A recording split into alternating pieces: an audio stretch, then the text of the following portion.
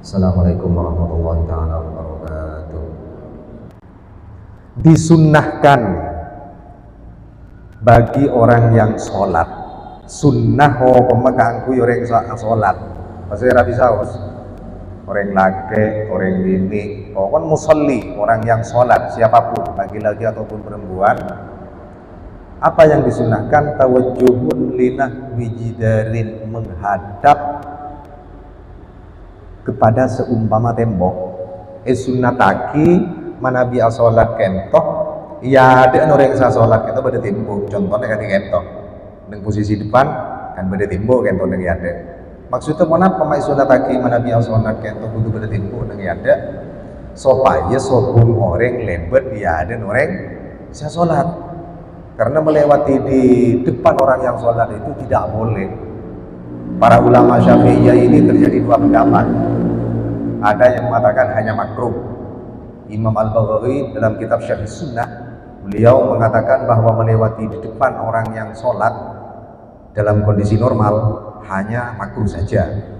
Tapi di dalam kitab Bughayatul Mustarsyidin karya Al-Habib Abdurrahman Al-Masyhur Ba'alawi Hadramaut abad ke-12, di sana dijelaskan bahwa orang-orang yang melewati di depan orang yang sholat dalam kondisi yang normal hukumnya haram. Hukumnya haram. Bahkan di dalam hadis dijelaskan, andai orang yang melewati di depan orang yang sholat itu tahu kepada siksaannya, maka siksaan selama 40 tahun itu lebih baik daripada lewat di depan orang sholat. Kayak itu banyak orang tak ngerti, tak paham, berdiri sholat lebet dengan yadana, berdiri sholat lebet dengan yadana. Nah, makanya makin ini kekutuk ngawon ingin, ayo kita kaji bersama. Di dalam kitab Fathul Mu'in ini dijelaskan orang yang sholat keadaan itu sunnataki ngadep ke tembok, yes, dan semacamnya tembok pun. Napa sejenis tembok? Napa ya berdejengkak dengan yada kan segentok.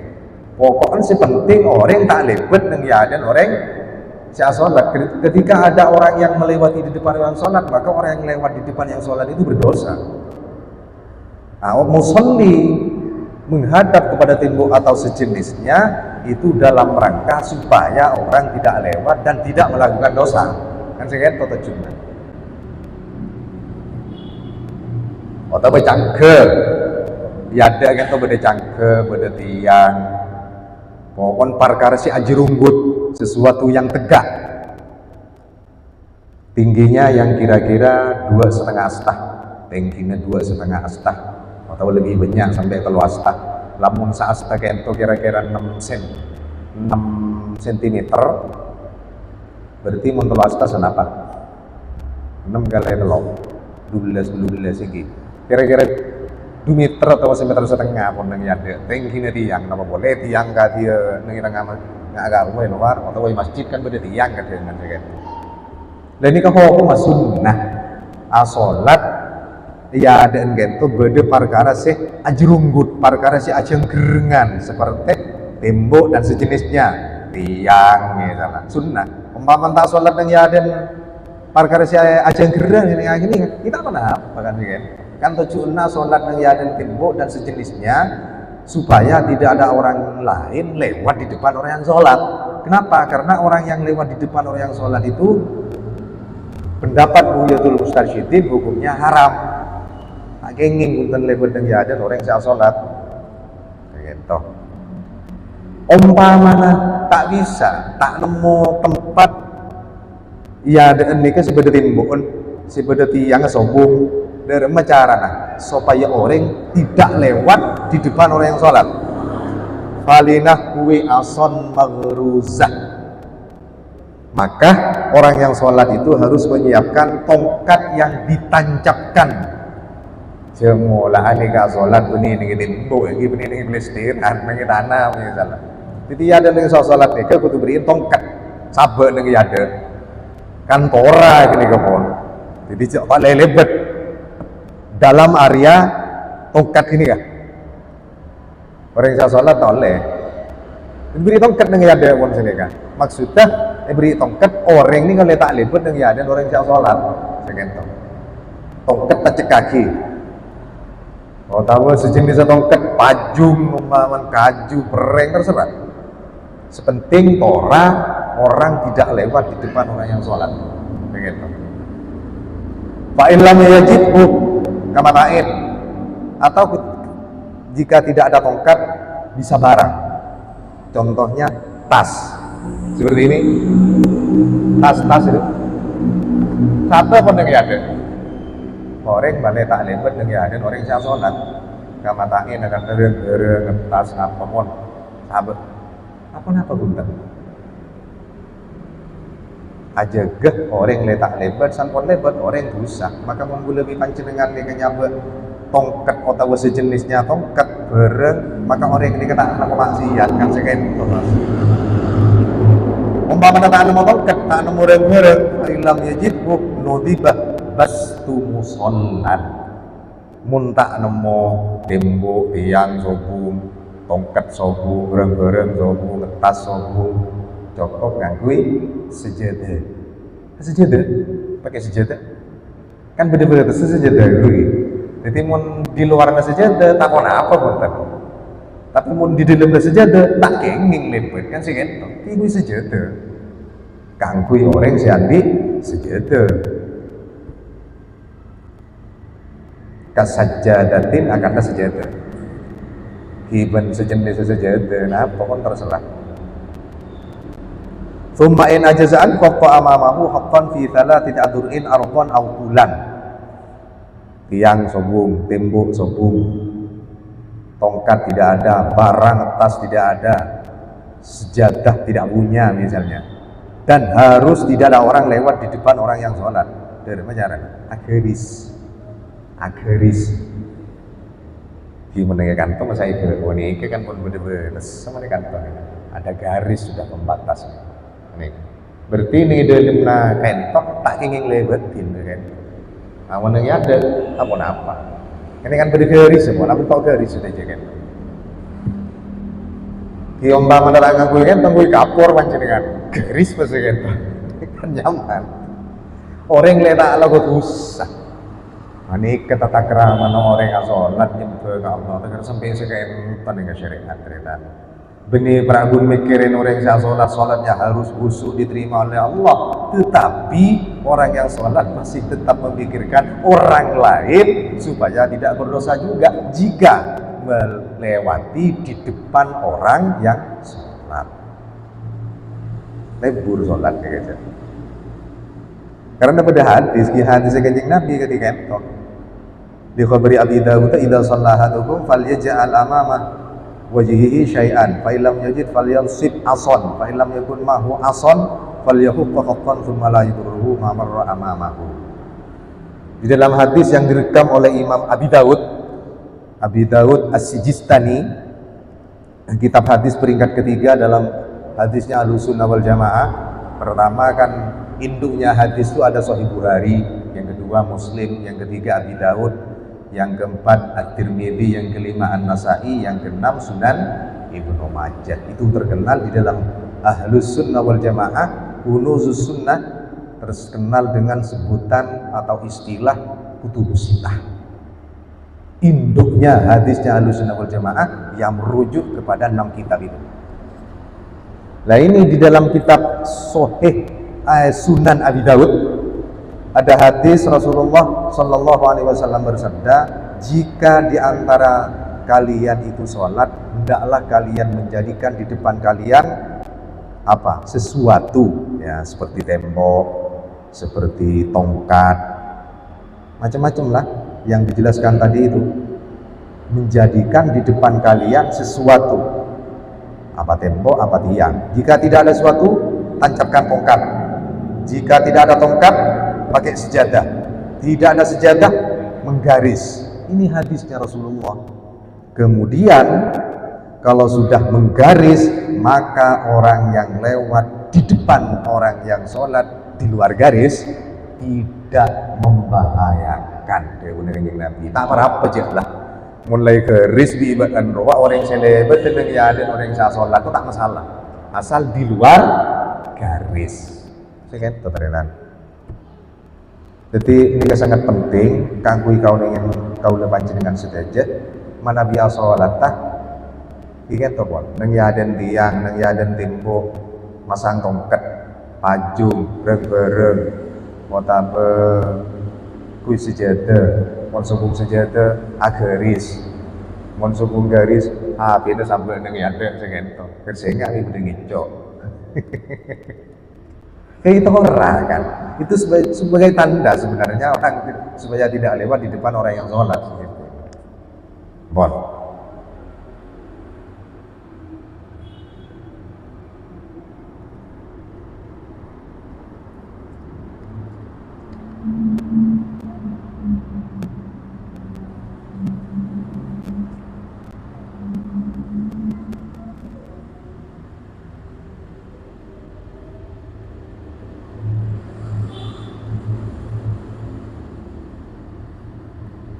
Nah ini kah beda dengan kitab kan kama haram. Jadi wa yahrumu al-mururu bainahu bainas sutrah. Hina yusannu lahu daf'ah. Wa illam yajidhul marru sabilan ma la yutasir bi khufin fi tariqin aw fi safin ma'a furjatin fi safin akhar bain yadayhi. Walidakhilin qalbus sufuf wa in katurat hatta yabduha hatta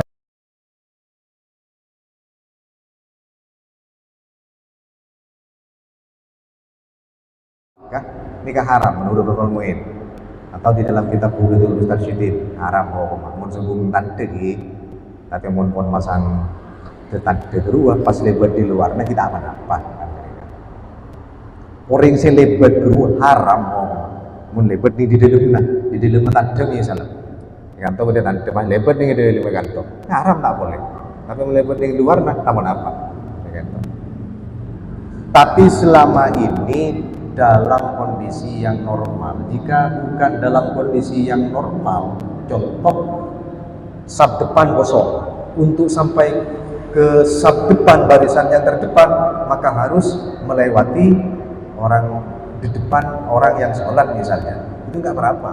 Kalau seperti itu nggak apa-apa. Kan bukan kondisi normal sudah. Dari mana lagi kondisi terkadang mentali menjadi periksa sholat, atau benda mikir. Maju dia ada eman kasapan sedang ada supaya posa supaya air seh kan kayak gitu. Tidak apa kalau seperti itu. Monggo silakan. Pas pole umpamah panjenengan pon orang yang sholat kento iya ada pone pasangin tanda di depan orang yang sholat sudah ada tanda, ada tongkat, ada sejadah. Masih ada orang lain yang masa mau lewat misalnya. Karena tidak tahu, maka orang yang sholat itu boleh hukumnya melarang. Contohnya ngambil widana ngapanjenengan supaya orang nggak lebat dengan yaden orang saya sholat. Napan dengan segen, to panjenengan supaya tak lebat orang. Ambek kui tanang. Kayak gini dong, ini kita ngomongin tak menapa.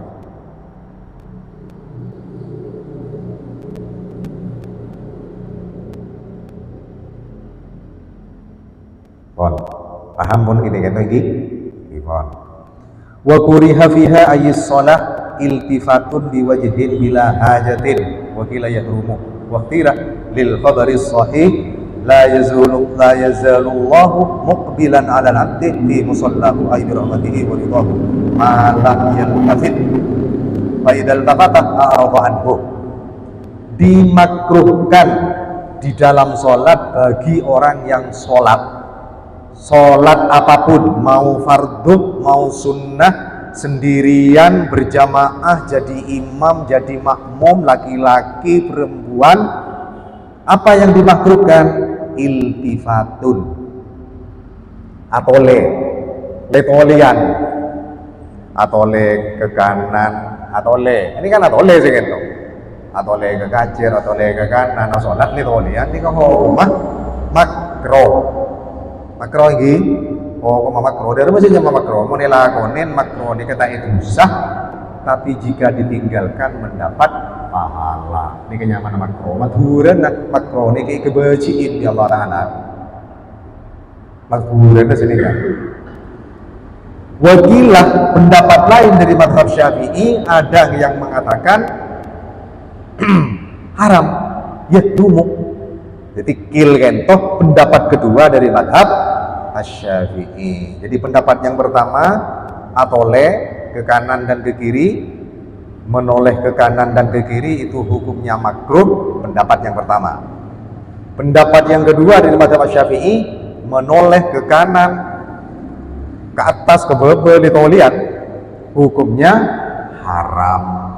Tapi kil di dalam madhab Asy-Syafi'i biasanya kil itu adalah qaulun dhaifun.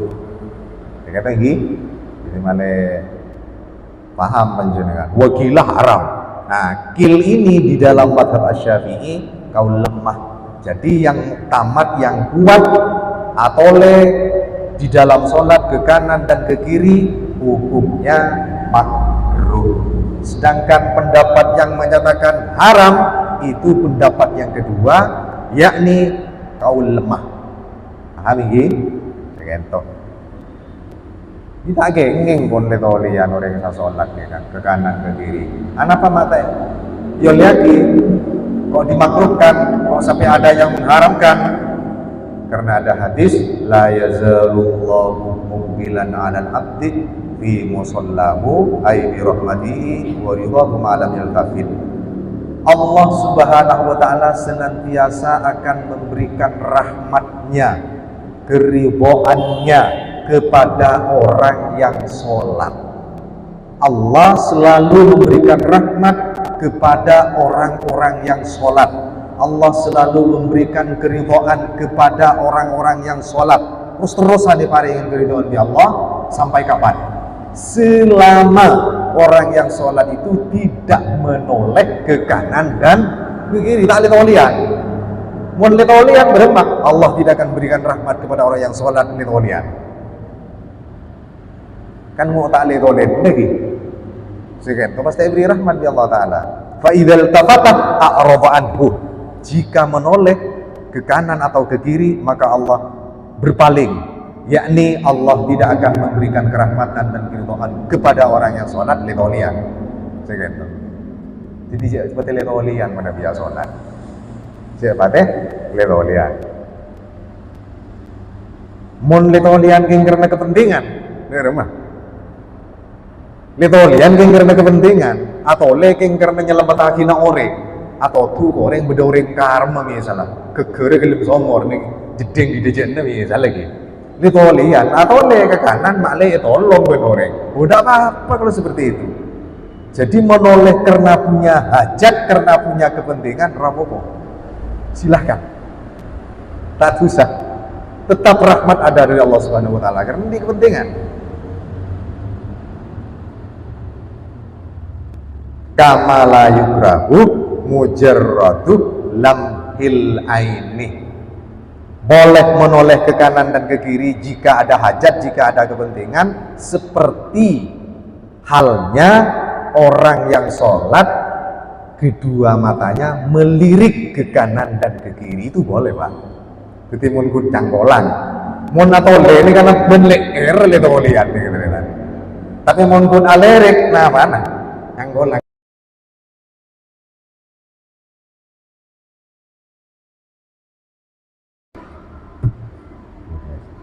Alhamdulillah luar biasa Pak Mu'in ini sampai kerek-lerek kan ini kayak bahas nekat tuh nih. Jadi letolian makro. Pas boleh si makro orang yang sholat kali toh wa nadhruna wisamain. Asolat menghadap ke langit. Asolat ngadep ke langit. Kanggolang makrif pakai itu ngadep ke langit asolat. Makro.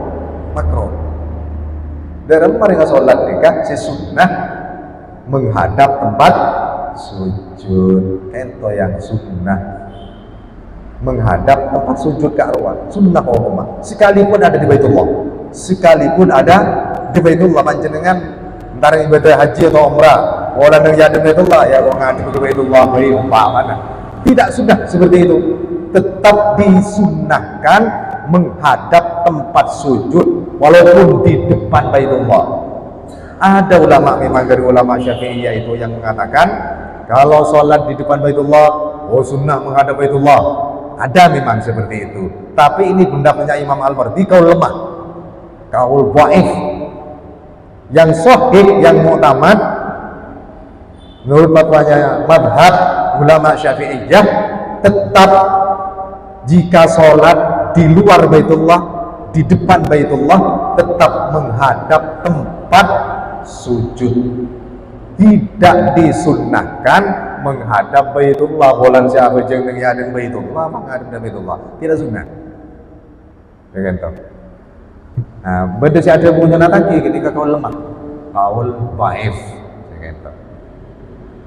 Jadi jangan ngabas ke langit, mana biasa sholat ya kan. Napa langit-langit ni ke saya maksud? Langit guna tas nikah.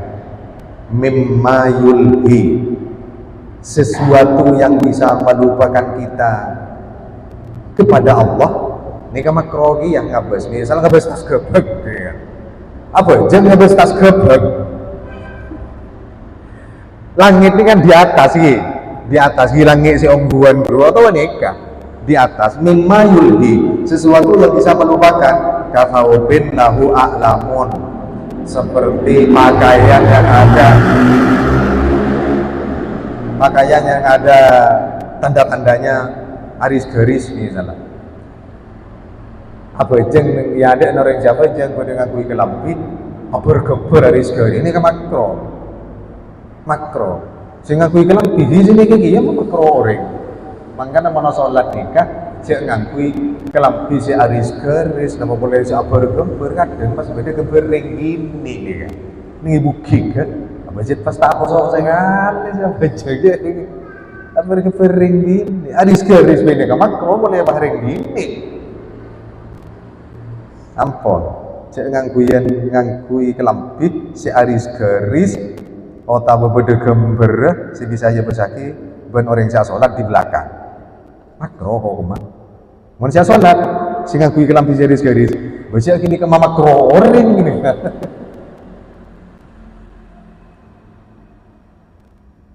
Di dalam hadis Sahih Bukhari itu ada para sahabat dulu ketika sholat itu menghadap ke langit, ke atas. Para sahabat sholat sareng Gusti Kanjeng Nabi ini berdesa sholat ngadep ke langit. Maka itu guru sareng Gusti Kanjeng Nabi beende mona sholat jak sampai makre pada jadinya ngadep ke atas, ngadep ke langit, ngadep ke bareng se bergember atau se baris. Dari itu kan Gusti Kanjeng Nabi kepada para sahabat, Nabi itu duka kepada para sahabat ketika sholat, para sahabat itu menghadap ke langit. Bentroi cabut kemarin apa? Tegar sekian Gusti Kanjeng Nabi. Ini bentuk larangan dari Rasulullah kepada orang yang sholat jangan sampai menghadap ke langit atau melihat gambar sesuatu yang bergaris.